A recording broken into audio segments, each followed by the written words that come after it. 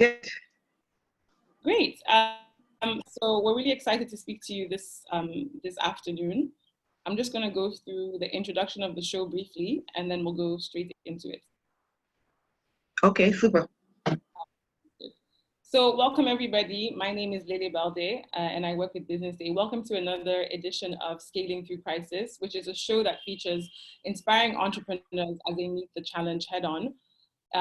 As you know, startup founders and scale-up entrepreneurs are thinking big and finding opportunity in crisis and inspiring a generation within the crisis. This show is brought to you by Endeavor, which is a mission-driven global organization that believes that job creation, innovation, and overall prosperity flourish where there is a robust support for high-impact entrepreneurs. So it gives me great pleasure to welcome our guest, Mrs. Saudat Salami, who is the founder and CEO of Easyshop and Easycook Services Ltd, which is considered the foremost multi-platform fresh grocery delivery company in Nigeria. It was founded to help working women meet up with their domestic responsibilities without putting too much stress on their careers.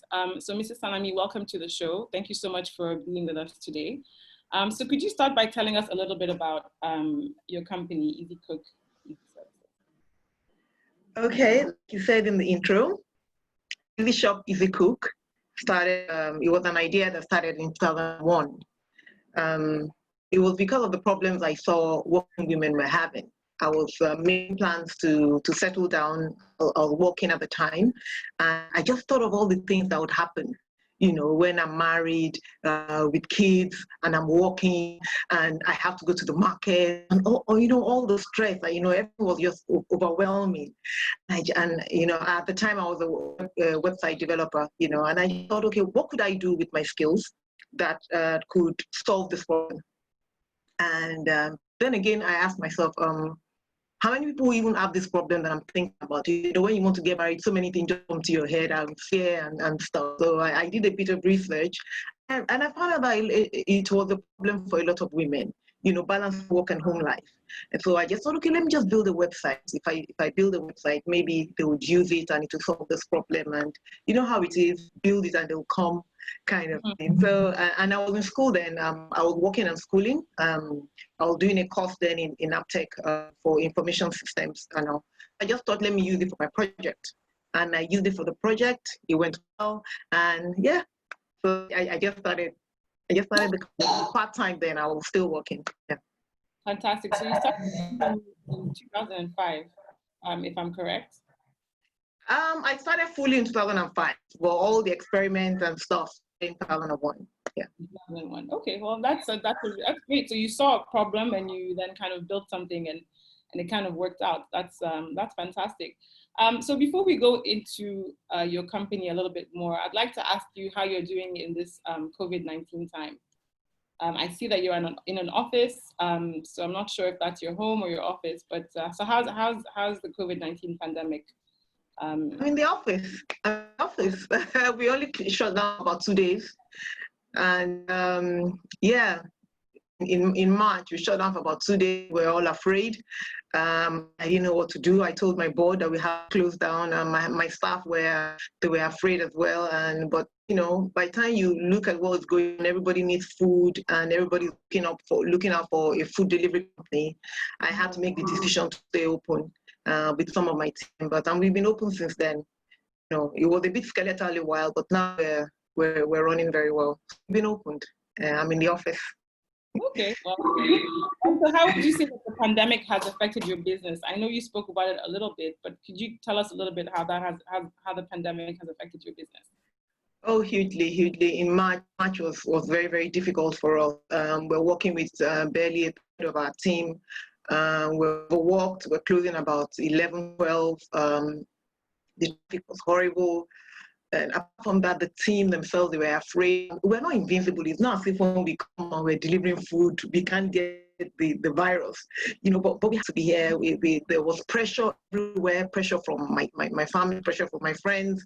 What are you doing? Why are your company opened? Why aren't you taking care of yourself? Then, my team members as well, their spouses were worried that they were coming to the office and, everything was difficult, yeah. It was a tough time, but we were able to, take a day at a time. I'm the kind of person that when I'm overwhelmed, I just want to be away from people so that I can think. So, and I always get that at a time, and we're just taking it at a time. And I made sure that I showed up.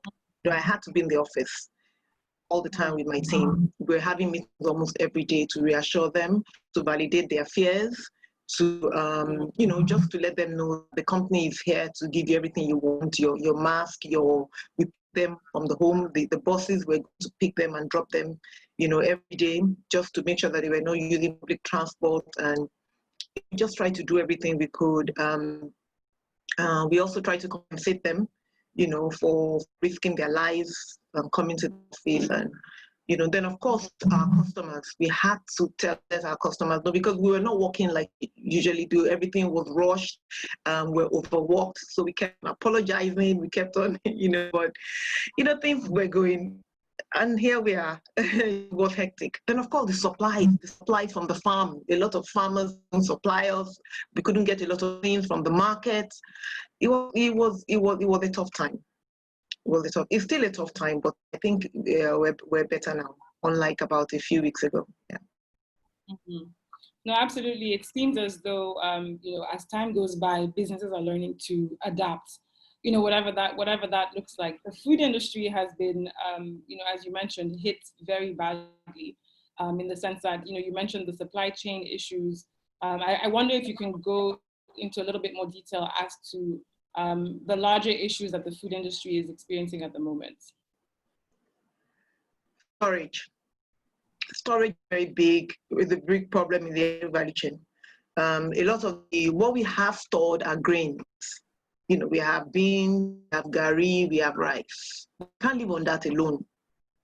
We do not have cold storage for our vegetables, cold storage for meat and all that. We don't have it.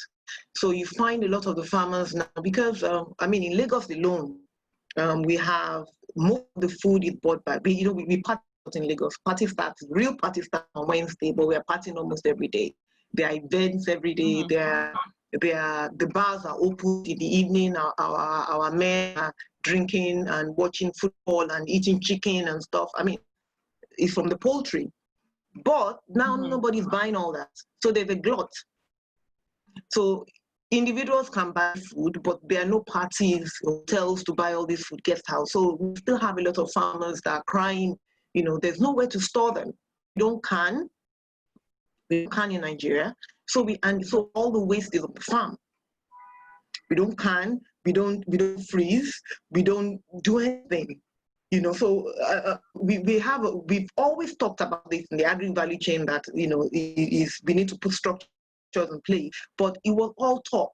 Now it's coming up. When this pandemic started, everybody was looking for a grocery delivery company. Everybody was, oh wow, who are the grocery delivery companies in Nigeria? I'm like, oh really? Really, you actually know that there should be a grocery delivery company. You actually know that, But if this is not just about technology, it's not tech, it's not website. If you're talking of a grocery delivery company, you're talking of it's in the value chain of the agriculture, because we're buying fresh produce. How will I deliver fresh produce just with an app? Right. Do that just with an app. So we need those stock. And a lot of the farm, right? When you supply food to mile 12, the whole mile 12, there's no storage. Everything you take to mile 12 rots on the floor if it's not sold. Mm-hmm. So we need to have structures in place that when coming from the farm, it has gone through a pack house that is cleaned, is sorted, then it's stored somewhere, it's protected. The shelf life is increased and all that. We don't, and these are the exposed dates. It really have exposed dates, So I'm hoping that post-COVID, we look at that agri sector. People stop, reduce the investment in production. We have production. We're already wasting in the farm. We need to put structures in the other part of the value chain so that we can store, can transport cheaply, we can, price of food can up. And yeah, delivery companies, there can be more delivery companies, because a lot of people don't want to invest in. I'm sure you know the history of e-commerce companies in Nigeria. A lot of them will wake up today and they'll close tomorrow. That's because we're all feeding from this thing. The more structures we have in this value chain, the more companies like Easyshop come up. because we need a lot. Only Easyshop can do that. There, even in Lagos alone, where over 5 million households in Lagos, Easyshop alone can do that. So yeah, it is tied to the agri sector, and we need to develop it. No, I mean, absolutely. You make such a great point. I mean, we are in this pandemic and people need food, but I can only imagine the amounts of food wastage that is happening because of the lack of storage capacity and the lack of, proper infrastructure, like you mentioned, to keep the value chain ongoing. So in the work that you've done, with your company, what have been the conversations with the different stakeholders that are responsible for making this a little better? What has that been like, your conversations with stakeholders? Before now, it's always about too much money involved. Too much money involved. In the sector, because Easyshop, I see us in the sectors, in the agri sector, in the logistics sector, in e-commerce. And for the tech, they are not really interested in investing in infrastructure. And the thing about tech is not only software. Tech is hardware. Infrastructure is also technology. So we have to invest in the hardware technology as well. And we've been having these conversations, even with government, because when you talk about the agri sector, the Lagos government has a lot of farms around Lagos, and they have settlements. But you go to those settlements, you see a lot of waste on it. So we're wasting land, wasting food, we're wasting support. You need to put things in place so that your investment in these areas would not waste. We've started conversations, and as I said, I'm hoping post-COVID. Right now everybody is promising everything. What happens is afterwards, then everything goes to normal. Then we know that if you would really put the money where you should, so that we are ready for the next epidemic, because this is the new normal. These things will happen again, and how are we going to be ready when it does? No, absolutely. Absolutely. It's important to think about how COVID is affecting us now, but it's equally as important to focus on the post effects and, kind of what that's going to look like as well. That's for sure. So when you started your company, you talked about how you started it from a need perspective. You saw that women were having a difficult time balancing their careers as well as their home lives. So could you talk to us a bit about the beginning stages of your company?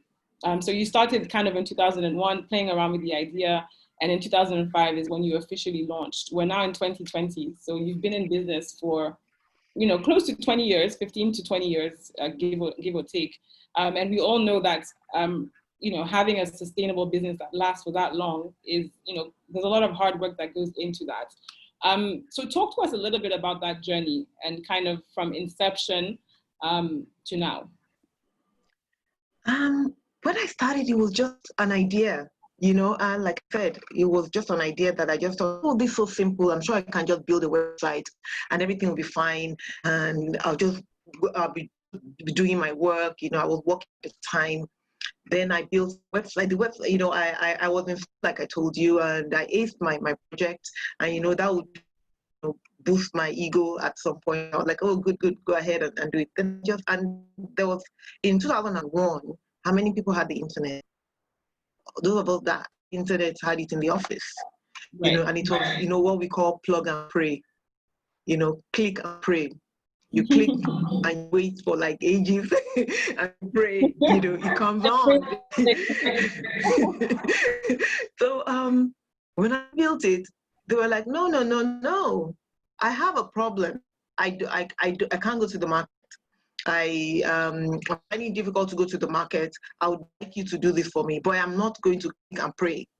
I'm not going to do it. So I ended up having to go to a lot of my customers' houses. Can you imagine? I have a website. I'm telling you to click and place your order so that I can bring food to you. And you're like, no, if you want me to place an order, after your site, beautiful, drive to my house and let me see you. Yeah, or come to my office. Let me see you. It was crazy. So, but I did that. And You know, that was the first few years, and he was back, and it was really, really terrible, horrible period. You know, I'll do it for a few days, I'll stop, I'll do it for a few days. And one of my senior sisters, my big sis, my friend, told me in 2005, she said, look, Sam, if you really want to do this, go to business school. If you really want to do this, this is a problem solved, and you already have the skills. There's no company doing it at the time, and she was my customer as well. She just said, just go and do an entrepreneurial course so that you know how to run a business. The fact that you have the idea doesn't mean you know how to run a business. I went to Faith Foundation, and I got an entrepreneurial call, AEP at the time, and I finished, and they taught us a lot. So I said, okay. And of course, I had read, I'm an avid reader, and this decision is a difficult decision because my parents were not with me then. You know, they're like, what is this? What are you doing? This is rubbish. Yes. You know, so I had to stop work. I stopped work at the time. I made a decision to quit my job 2005, and I focused on this, and it was horrible. It was hard. I was working from home with one staff at the time, and but the thing is, because the problem I was going to solve every single day, you know how it is that like a car, and you start seeing the car every day, and that's how this was. I saw the problem, and I was seeing this problem every day. Women kept on complaining. Everybody was talking about work-life balance. Everybody's talking about the problems the woman would have, and they're having. People are talking about career progression of women and why women are not, climbing the ladder, and they are dropping out for more because of domestic, issues. And that became my driving force to continue what I was doing. It was difficult. The market is horrible. Going into the market is war. Getting a car park is war. Buying things in Mount 12 is war. Coming out, and I didn't want to just buy food and give my customers. I wanted to make shopping and cooking easier, because they'll go to the office and come back and with their husband, and they would spend the time in the kitchen while the husband is chilling. Right.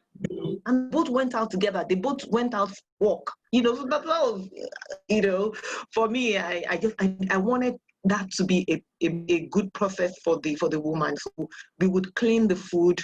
We would make it easy to cook.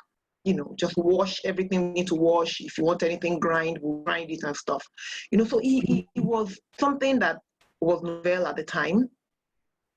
I needed to do it because, first of all, people were not with me to be in this business, so I couldn't fail. Then my sister, my darling sister, I have one sister, she gave me money to start business. So nowhere else. So I couldn't afford to fail, so I had to just put my head in it and do everything I could do. And and I joined a women association. One of the things that I realized is that once you know who your customers are, especially those that have the problem you're solving. I'm not for you just waking up and starting a business. I'd rather you solve a problem, because there will be challenges in running a business. And as long as that problem exists and you have a solution for it, you can create solutions for it, you can innovate solutions for it, you will always be in business. So I had to look for who my customers were. I had to write down who they were and where are they clustered. So I found a women association, WIMBIs, and I just stayed. I practically stayed there, because I was like, okay, all of you are clustered here, very good. I didn't have money for all the adverts. I didn't have money to run around. I'm a person that I didn't school in Lagos. I'm not a social person that have a lot of friends around. So I had to go to a place where it would cost me less to market. And which is what I did. And that was how I was able to sustain the business for this long, in a close network. And I was able to make all the mistakes because we made a lot of mistakes. Luckily for us, we made mistakes, not with too much money.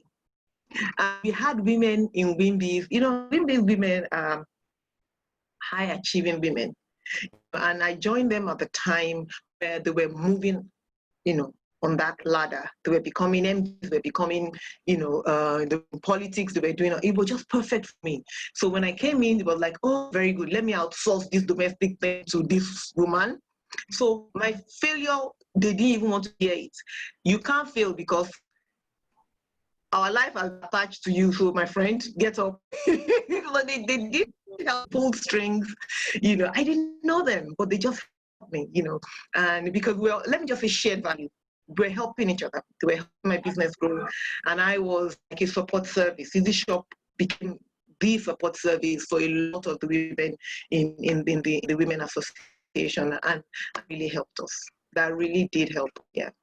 No, I mean, you said so many important things. Wimbase seems like the perfect place because your target audience is women, and it's an organization filled with women. So I can imagine that was extremely important to kind of contributing to where you are now. You also talked about how you started your company with I guess seed funding or funding from your sister.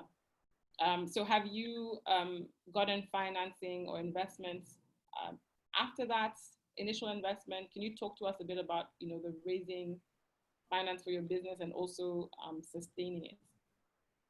Okay, like I said, my first seed was for my sister. Yeah. Then I got angel investors. I got angel investors a few years later. About two, they helped me a lot after I went through serious drill them, because they didn't understand my business and they were wondering what I was doing in it. But because I insisted on doing the business, they had no choice. I think my charm, let me just say my charm. So they were funding me without understanding the business, but they were just funding, and they were not family. Can you just imagine that? I'm so grateful to them. Then a few years later, I got a VC. A VC that was in 2017. And this VC, I chased them for about 3 years. They told me no for a number of times. No. Nobody wants to invest in e-commerce, because like I told you, it's difficult. But I don't know why they invested last time, in 2007, but they did invest in my business. That was the last investment we got in 2017. And yes, we've been running on that since then. Right now, we're I wouldn't say we're seeing new investment. No, we're not, because like I said, it's not just about the money. It's about building the sector. I need to if I'm getting investment, it has to be for infrastructure. Mm-hmm. Infrastructure has to be built. It has to be built if you want to be e-commerce. And it's not, in the US, in the UK, e-commerce companies are riding on the structures that have been built. There's nothing like that in Nigeria. So if Easyshop is going to really scale, there has to be something we're scaling on. Mm-hmm. So I'm looking for people, institutions that understand what we're trying to do here. As much as we want to copy them in the West, we have to localize our solutions. Yeah, you have to adapt your solutions for sure, depending on the market that you're in. So you've said a lot about tech adaptation. So from the beginning, you had customers that would expect you to come to their house. They didn't want anything to do with the website. They're like, great, you can get these groceries for me, but I don't want anything to do with the website. And then again, just now you mentioned about how investment in e-commerce sometimes can be difficult. So how do you get around that tech block that some people tend to have? I mean, I think we're seeing it with the COVID-19 pandemic as well. A lot of companies are having to adapt to tech, having to run digital businesses, and that takes some time to kind of get used to. So could you talk from your experience, what's your experience like been with the kind of tech block that some people tend to have? Everybody wants it to be easy, kind of. They just want the easy path. They've had work to be done that has not been done yet. So I think what happens is that, it's like now look at fintech. Fintech has been cracked. So many companies are now doing fintech. Mm-hmm. E-commerce has not been cracked. So you see a lot of people, when they come in after a few years, they just go. year, 2 years, they're dead.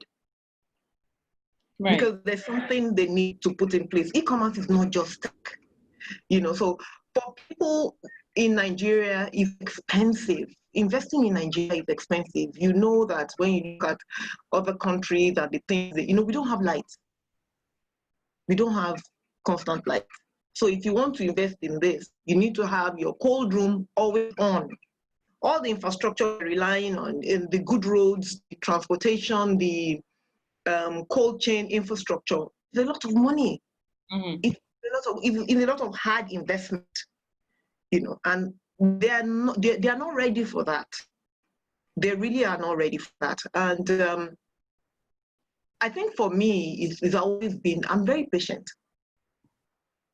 And I think that is what I sustain. The grit, yes, but most of it is patience. I see the sector. I know that it will come to this. I know that this is going to be what we're going to do, and I always just have to wait. If at the end of the day, if how long can you wait? I've been privileged. I've been fortunate to have investors and board that are patient as well. They're patient with me. They understand why I'm here. They understand the problem I'm trying to solve. And it's critical for me. And luckily for me, every day, everything goes into that line. When we talk of diversity and inclusion, everybody talks about, how you want to diversify your company and put a lot of women and a lot of tribes and stuff. But they forget that, how do you sustain them? The fact that you have a policy that says parity doesn't mean that the women will stay. So the fact that you have employed them doesn't mean they will stay. What's going to make them stay is all the inclusive policies.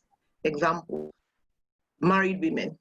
What are you doing about the way the domestic responsibilities, pregnant women, and all those kind of things? And this is where support services come in, Easyshop. So everything is happening, but we have to be patient. Because when I started, it was click and pray.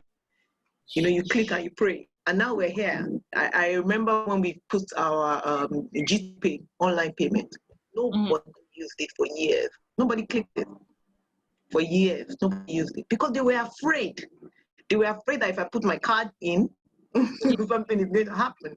So what we did, that's why we call ourselves a multi-platform. So we had to look at Nigeria, how our people think. So you can bank transfer, you can, then again, we had people that their domestic staff are the ones that are going to call.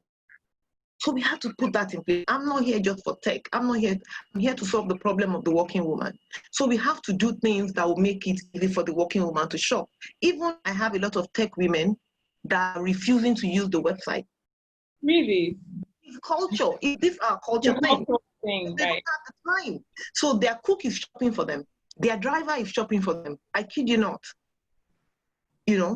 So we have to create a platform where working women can access the support service we're doing.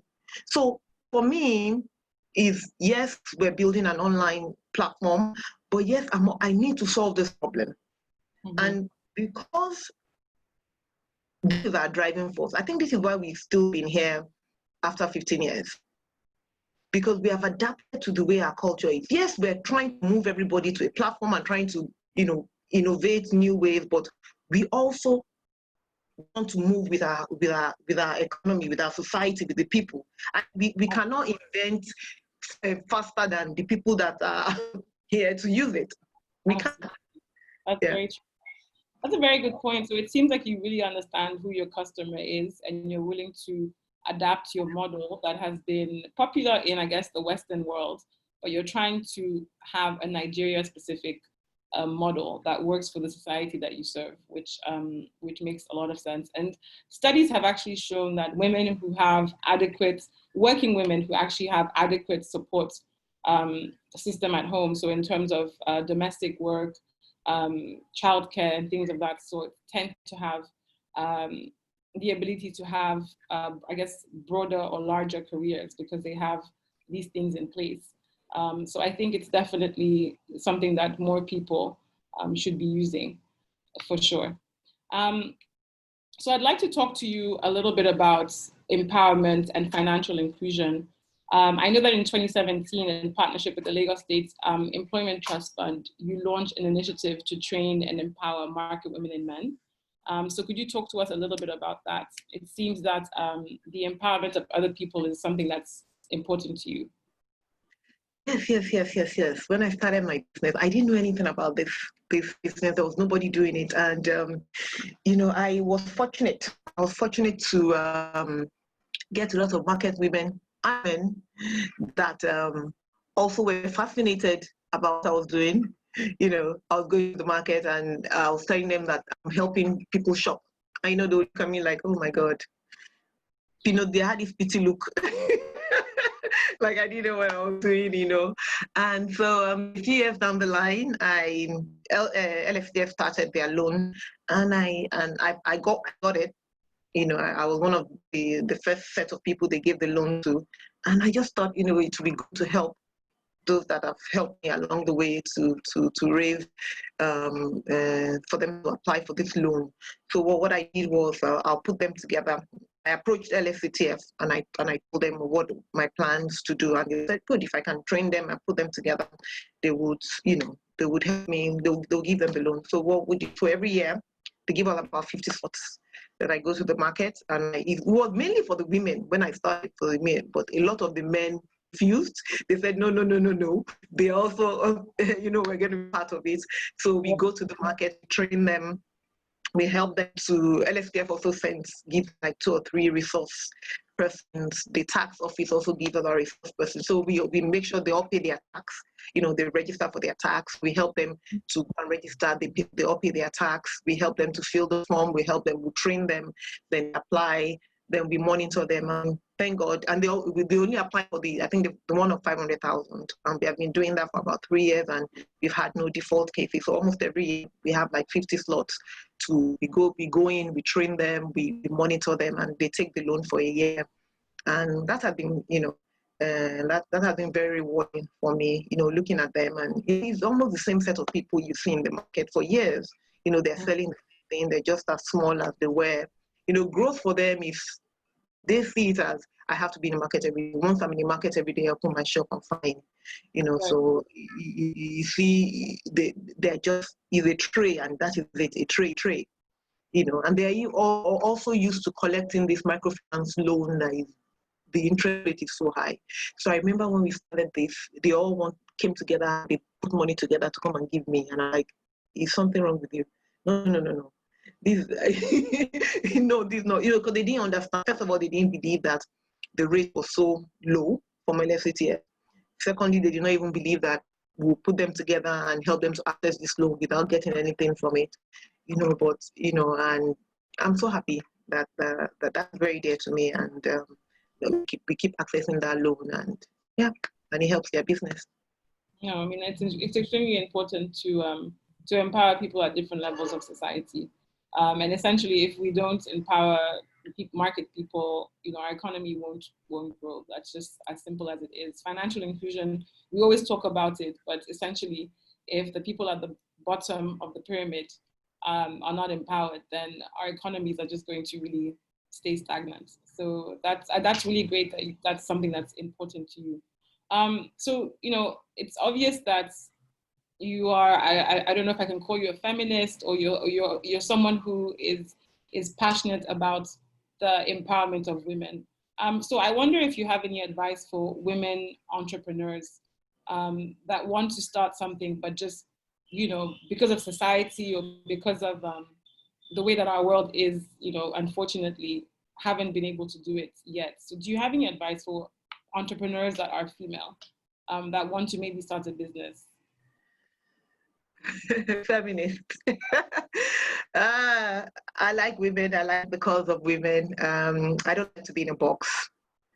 Okay, well, like Chimamanda said, we all should be feminists. So if it's one box for the whole world, then it's not a box, really.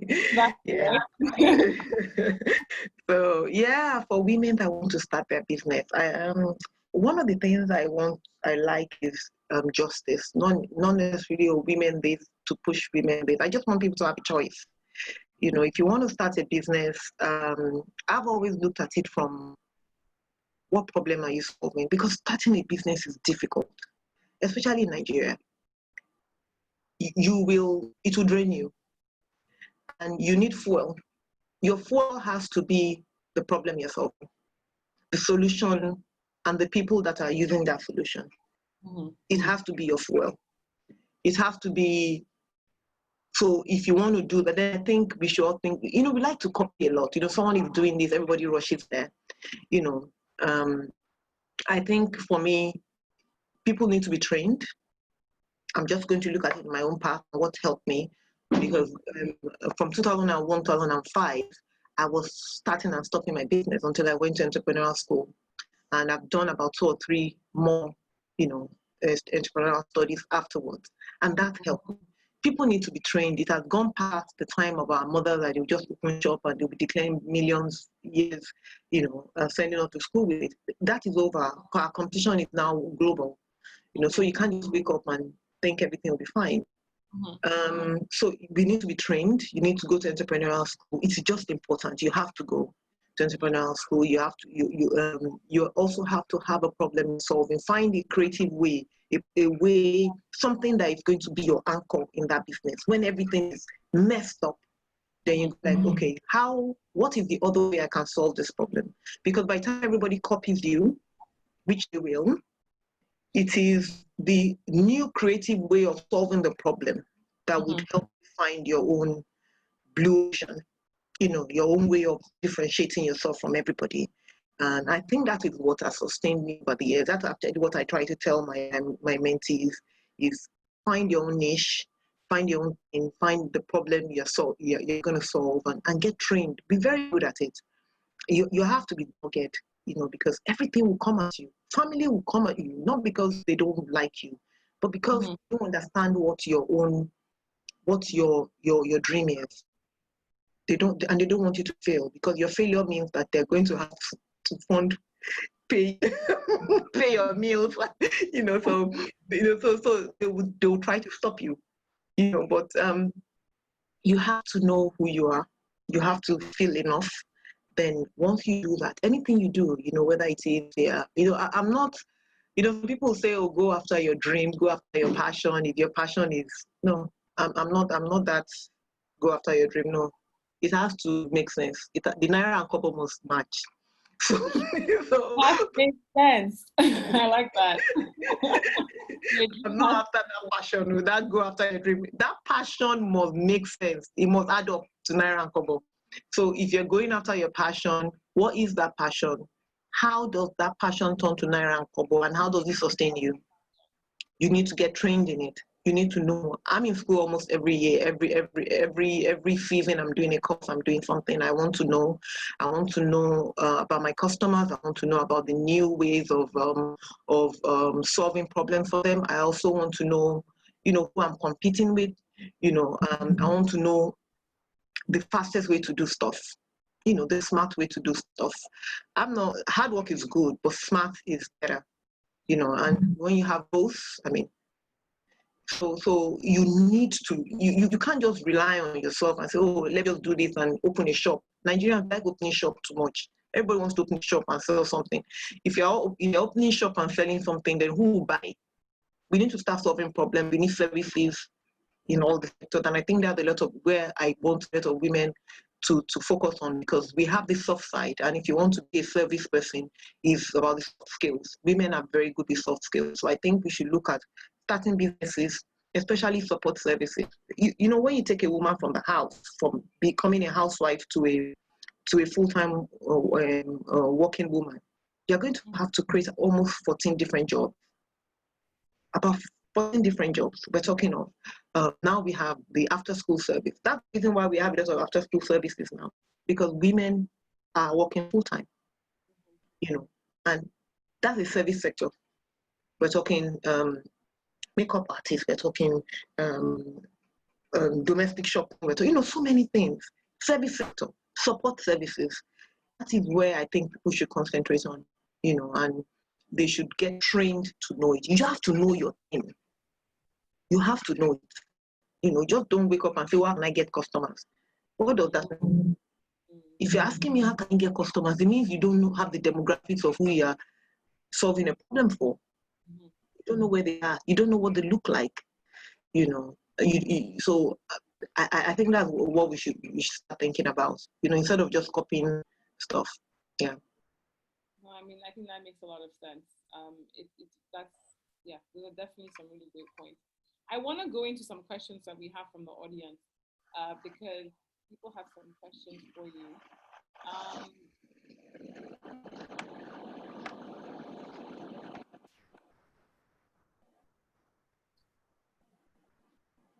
Okay, so we have a question here from David Akpera. He's asking, how can businesses in your industry deliver better outcomes in this time of crisis?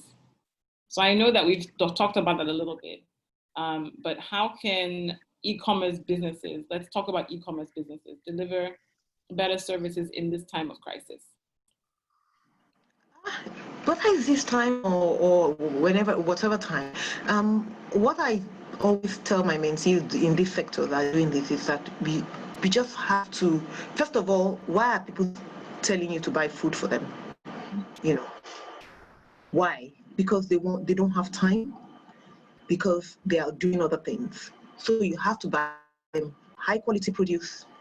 You have to deliver to them on time. You have to understand why they're using your service. And that is how you're going to satisfy your customer. When you know why. When I go to the market myself, I can cut corners. Let me just buy, okay, this is the only plantain I'm seeing right here. Let me just go. But when I send someone to the market, you can't give me that nonsense. You have to go and look for the best plantain for me. And you pack it very well and you deliver to me. So at this time, if you have an e-commerce company, you have to think about this time or any time. You have to know that when people tell you to buy food for them, you have to make sure that you give them high quality. It's difficult in Nigeria because, like I said, a lot of waste is in the system, but that is why you are in business. That is why you're in business. High quality, fresh produce, pack it properly and deliver to the customer's house on time. So we have another question over here. How have you been able to balance being a family person as well as a CEO of a company? Balance. There's no balance. There's no balance. So it is an integration. Ever since the COVID, my family, my children have not been able to come to the office, but I started listening to my children. They are staff 1 and staff 2. I've been privileged. I'm privileged to have that.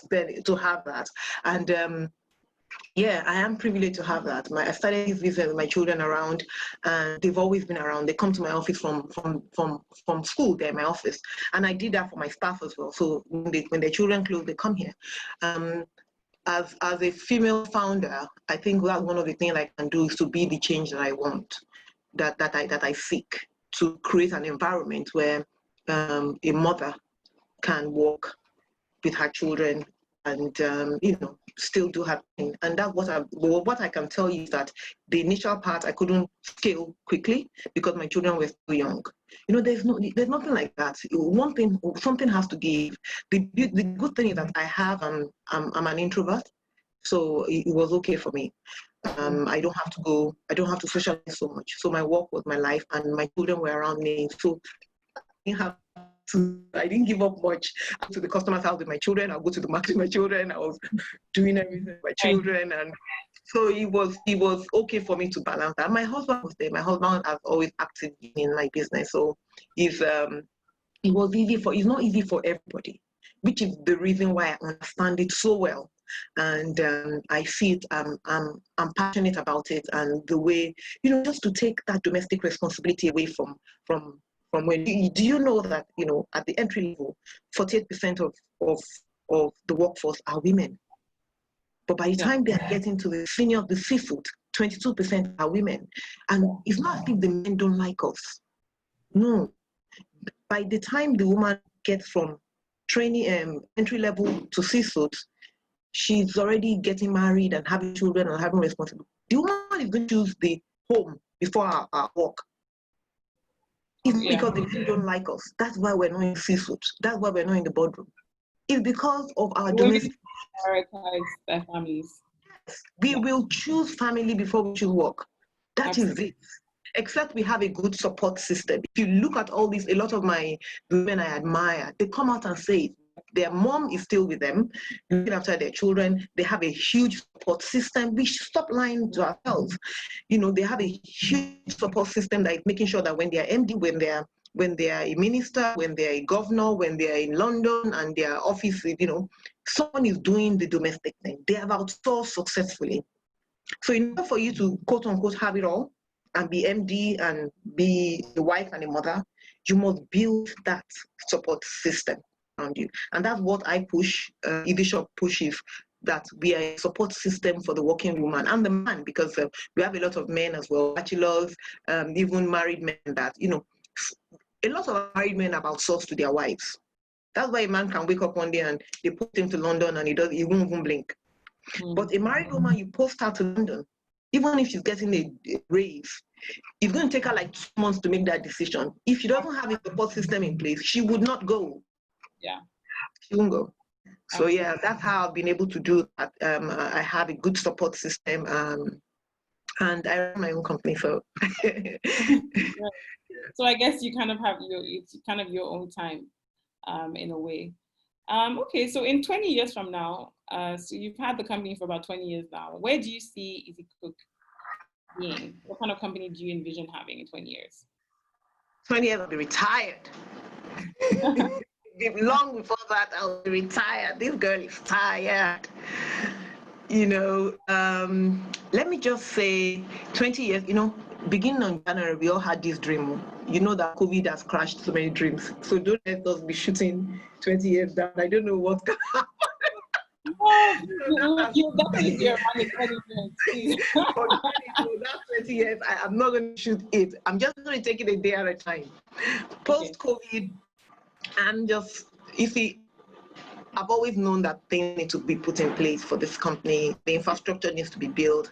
But, you know, it's as if you're waiting for validation from people and you're afraid, as if you are the only one seeing it and maybe you are blind. Right now, I know that what I saw was real and my path is the path. So now I'm, you know, motivated, I'm encouraged to just go ahead and do what I need to do, whether people are with me or not, because I know that there's a market, and I know that we're going to thrive wherever it is. So for me, I'm looking at 18 months, not 20 years. I don't know the next virus. So yeah, the next year. Definitely honest. I think that's probably a very candid response. So I think that's perfectly fine. Yeah. Thank you. Yeah. So we're getting to the end, a little bit to the end of the program, and I wanted to find out from you if you had anything you'd like to share with our audience before we wrap up, in terms of entrepreneurship, any advice that you might want to give people that are watching. I just want people to chart their own, their own path. You know, it's not going to be easy. I've said it, it's not going to be easy. Your dream is yours. Nobody's going to see it. Nobody will see it. No, nobody can see it. Even if your family will support you, your friends might support you, nobody might even support you. Nobody might even. There are times when I was lonely on this journey, and luckily for me, I had people that were just nodding. There were more people nodding and saying, okay, just go, don't fall, than people that were putting roadblocks for me. Then in life, you actually need people on the inside that would nominate you, that would point, that would be destiny helpers, which is what has happened to me. I'm not going to take ownership of anything or where I am, because I've had a lot of destiny helpers, people that, put my name on lists, people that mentioned my name, people that opened doors for me, opportunities that just came up that I didn't even know, why am I in this room? And I think that happens when you're following your own path and you're not being distracted and copying everybody, and just, finding your own path, which is what is required. For me, Nigeria is a fertile ground. There are hardly any services anywhere. We should stop copying each other, because like, you know, businesses need to be built. You know, when people open e-commerce companies, a lot of people send links to me. Oh, Saudat, look at this company I started doing exactly what you're doing, and I just pity them because I'm like, the market is huge. I need more people to do this, because the more people in this sector, the more this sector is validated, the cheaper it is for me to run my own business, because I will not be, you know, there'll be shared resources, there'll be shared expenses, you know, so it's huge, you know. So I think chart your own course, believe in yourself first, and you are enough. You're always enough. You're always enough to do whatever you want to do. And I think we also, one thing again is that we also need to, you know, pull each other up, especially women. We need to. This is not about women supporting women. This is about I don't want to go through that women supporting women thing, but the thing is that we really need to pull each other up. A lot of us are, because of the culture, you know, we don't have faith in ourselves and our abilities, and just very little thing where we're discouraged. So I think we need more people to just say, come, let me just hold you. Even just for me to hold you, that's enough. Yeah. So I mean, support is definitely important, and like I like the fact that you talked about destiny helpers, because one of the themes that we're really seeing with this show is that all the entrepreneurs we talk to, they attribute their success to, yes, hard work and doing the right thing at the right time, but there's definitely an element of faith that is in there as well, and also believing in destiny helpers and things of that sort. So it's a really nice ending to this program. So Mrs. Saudat Salami, it's been a pleasure talking to you today. Thank you for joining us for another edition of Scaling Through Crisis. We've definitely learned a lot about your company, as well as the food industry in Nigeria and the challenges that kind of take place in that ecosystem. But I think that there's a huge space, like you said, there's space for everyone. And the e-commerce, the food delivery service space is definitely going to grow. And we look forward to seeing what your company is going to do in the near future. And we also look forward to keeping in touch with you as well. Thank you so much. Thanks for having me. You're most welcome. And please do take care of yourself and stay safe. All right then. Bye. All right, take care. Bye-bye.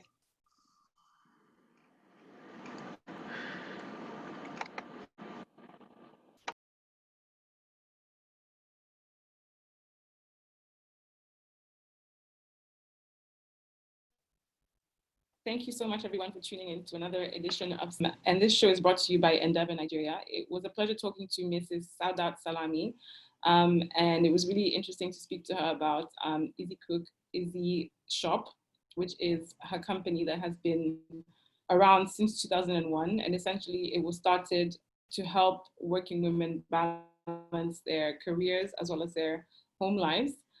So yeah, thank you so much to all of you for tuning in to Scaling Through Crisis, brought to you by Business Day and Endeavor Nigeria. My name is Lele Balde, and I look forward to seeing you guys on another episode next week, Thursday, the 28th of May 2020.